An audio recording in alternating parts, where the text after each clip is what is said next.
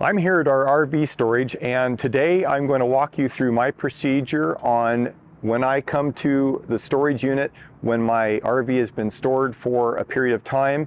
It doesn't have to be stressful. I just go through it a systematic way, and today I'm going to show you how that works. So stick around.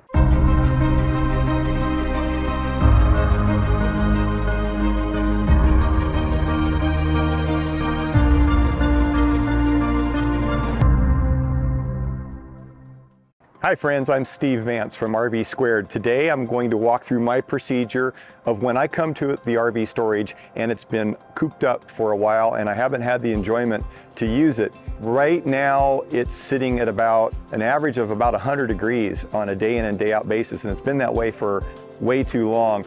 So I like to compress my periodic cycle, if you will. I don't let it go for anything more than a few weeks.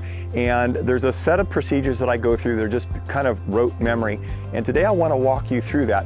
In addition, I'm going to give you a little pro tip, which is what Valid suggests for leveling the coach on sites that are not quite perfect. And as you've seen in my prior videos that I can show you the link to, I've gone through that procedure on what to do to level your coach under normal circumstances. Well, there is an advanced method in which you can actually level your coach as you're putting the slides out.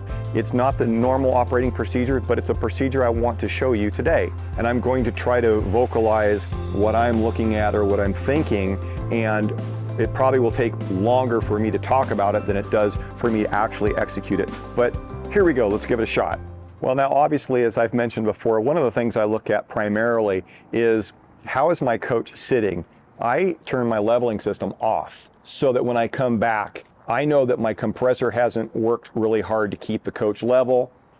In addition, there's just no reason to have it actively keeping the coach level when it's in storage. That also gives me the ability to see how my airbags are doing. So if I lock my system and turn it off, I know right now my coach is sitting dead level, and that gives me a good sense that I don't have any leaks in my airbag system. The other thing is I always check underneath, and I check underneath just as a habit before I'm going to back my coach out or pull it out, just as a safety precaution. Double check my engine compartment in that rare chance I may have left something in here last time I was working on it. Let's walk forward. This is my chassis battery charger. It's a Xantrex. Okay, it goes into this compartment. I keep lit extension cords so that when I have my security camera, I can always see that my cords are powered. As you can see here, this one's lit, and I see here my camera's pointing right at my outboard Victron charger, which is a Blue Smart charger, and it goes to my house batteries via that Mini Anderson Quick Connect. And the reason I do that is I do not have 50 amp here. I have 110 only, but everything looks good. I like to just put my hand on cords, and of course right now, unfortunately, everything is so blistering hot. Little pro hack here. You know, these wipers are subject to deterioration, not just to UV, but to heat. The thing is this is a very strong spring in here. Rather than having this spring push down on this heat in here, which can get to be 105 plus degrees, I put a tennis ball underneath the arm, and what that does is just takes it and lifts it off of the windshield, and you know, in my mind, that preserves those expensive wiper blades. The next thing I'm going to do is I'm going to disconnect the coach because I'm going to pull it out and get everything fired up. So again, safety check. I want to walk around and I want to make sure all of these bay doors are closed and locked. So I'm going to do that right now. I'm up here, I might as well check my tire. Bay doors are good. I check my awnings. Slides look fine. Rear duals look fine. Tag looks fine. Compartment. Unplug my charger for the house batteries. Close that cabinet up. Next up, front door. So since it's been sitting in here and it's been brutally hot, things dry out, seals dry out, grease dries out, lubrication dries out, silicone dries out, it all dries out. So I am going to listen for how that door comes off of the locks, and I'm listening for binding, squeaking, rubbing. All you should hear is the whoosh of air and a nice smooth pneumatic system, okay? Nothing metal on metal. So here we go.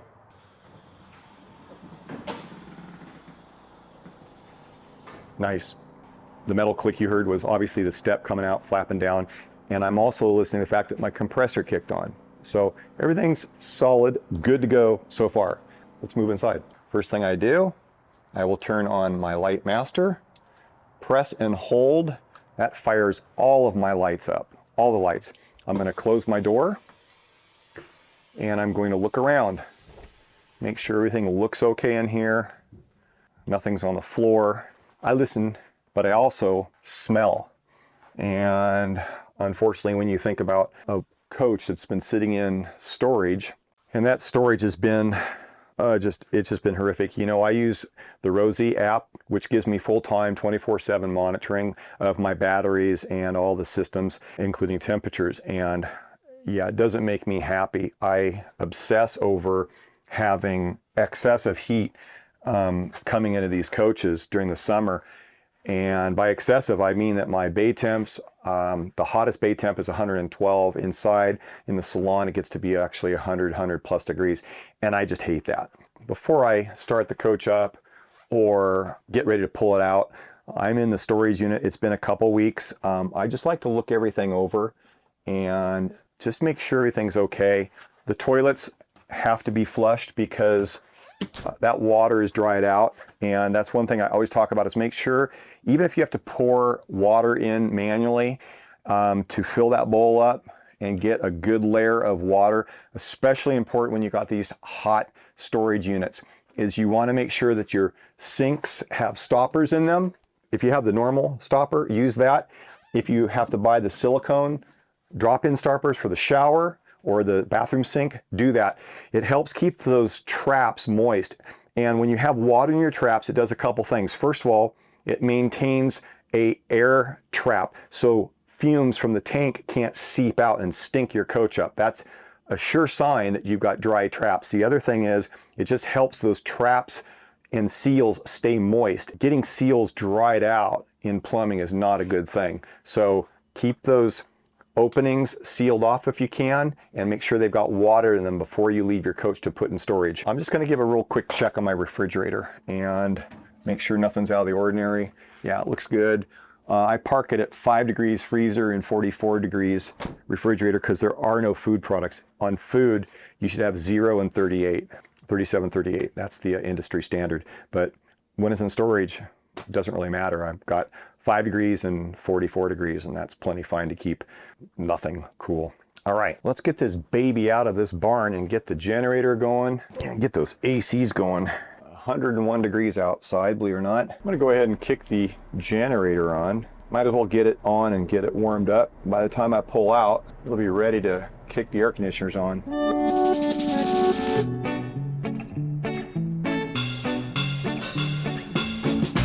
All 4 air conditioners are on and good to go, so this baby's going to be cooling down. So I'm going to make sure my water pump is turned on, which it is, and I am going to run some water while I'm waiting. Okay, just run a little bit of water into the sink, get that flushed out nicely. I'm going to do the same for the bathrooms, and I'm going to flush the toilet up here as well. I'm sure you can imagine what the toilet sounds like, but I want to show you a little trick when you're traveling. Tired of that toilet paper unraveling on you? Well, squeeze that roll just enough, and that keeps that from rolling. You're welcome. Also, after I'm done running water in this particular sink, that stopper drains, but it also, if you twist it and push it down, it'll hold water. That helps that drain seal off a little bit better than if I was just to leave it open. We've got everything kind of situated as if I was pulling up into a campsite, except I'm going to do a little modification here. Let's pretend this campsite is a little bit wonky and I can't quite get my coach leveled. I've already done my walk around outside and I've checked my slide gaps to make sure my slides are not going to get hung up on the body. And I can't emphasize that strongly enough. Before you do this procedure, you have to walk around your coach. You have to look at that slide gap. If you're on such a bias a twist in the road or something that's so off level and your coach is twisted, I guarantee you're going to have problems that you don't want to deal with. This is a procedure in which valid will tell you is acceptable on those situations like you're out in a NASCAR lot and it just got this odd pitch. So what you're going to do before you actually run your slides in or out is you can level your coach. So let's do that. Just going to run my system into auto. Now in this particular case, those of you who followed my other videos, and particularly the ones where I open my slides and do all the leveling, you'll know I'm a big fan of doing that from the midship control station. That way I can see all 4 slides and I don't have to kind of peek around corners. Normally I have my wife help me move furniture back and forth, so the process goes very quickly. Today it's a little bit slower walkthrough because I'm going to be leveling the coach, moving a slide, re-leveling, moving another slide, and re-leveling. So I'm going to this time do it up front. That way I'm not walking back and forth, especially for the video. First thing I do is deflate all the seals. While we do that, I'm going to drop the awnings out, and I'm talking the window awnings, and I'm just going to give them some exercise. So let's do that. Make sure you check your clearance, especially if you're in storage.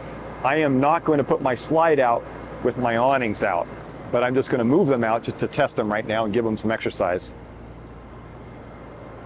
I like to do it outside, so if in case anything happens, I can rush over and turn that off really quickly.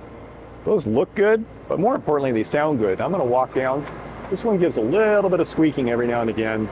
Even Gerard has a tough time getting that top motor lubed up. Good time just to give a quick walk around.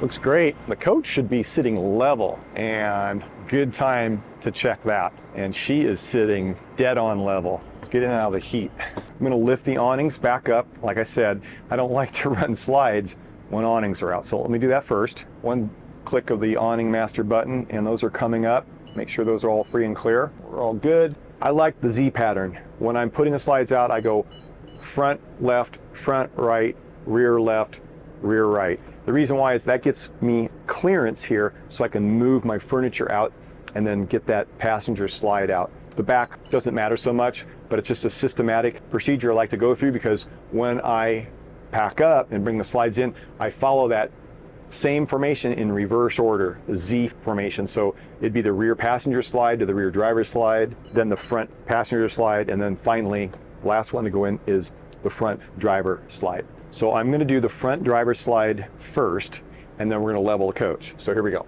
Let's reverse the camera around so you can see what's happening. All right, away we go.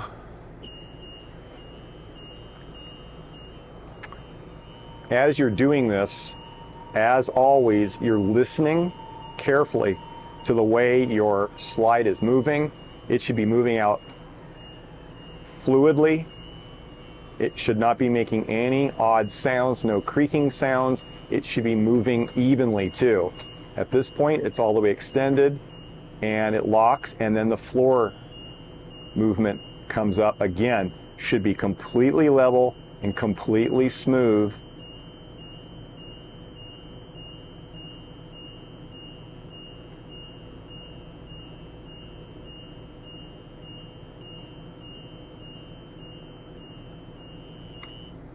In this imperfect world of not quite level, what you would do now is you would come in here and hit the level button again. That will reactivate the valid system and go through its evaluation to re-level the coach.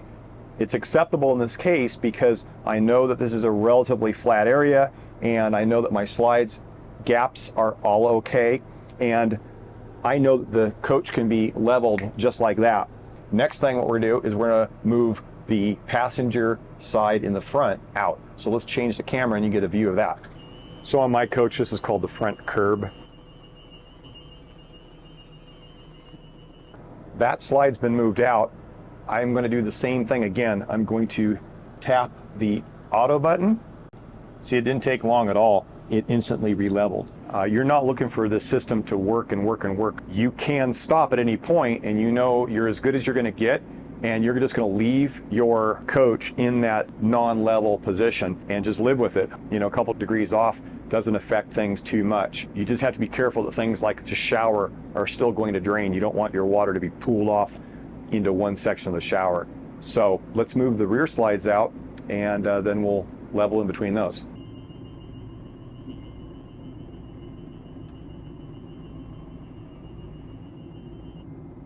That side's good.